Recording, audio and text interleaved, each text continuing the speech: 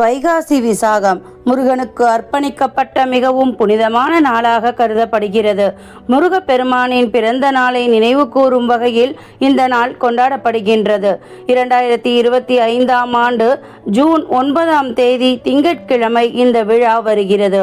June 8ஆம் தேதி பகல் 2:10 மணிக்கு துவங்கி ஜூன் 9ஆம் தேதி மாலை 4:40 வரை விசாக நட்சத்திரம் இருக்கின்றது.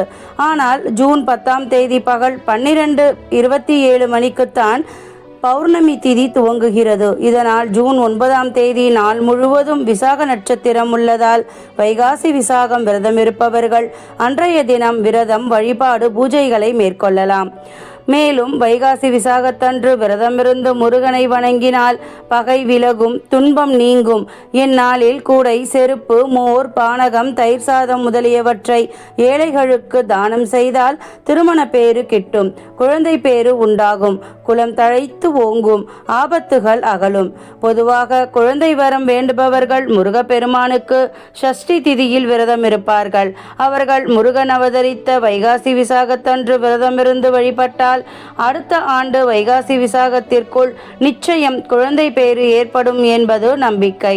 வைகாசி விசாகம் நாளில் விரதம் இருப்பவர்கள் அன்றைய தினம் நாள் முழுவதும் விரதம் இருக்க வேண்டும். அவ்வாறு இருக்க முடியாதவர்கள் ஒருவேளை மட்டும் உணவு சாப்பிடலாம். மற்றவர்கள் பால், பழம் சாப்பிட்டு விரதம் இருக்கலாம். முருகனுக்குரிய 6 எழுத்து மந்திரங்களான ஓம் சரவணபவ, ஓம் முருகா என்பவற்றில் ஏதாவது ஒன்றை சொல்லலாம். திருப்புகழ், கந்தசஷ்டி கவசம் படிக்கலாம்.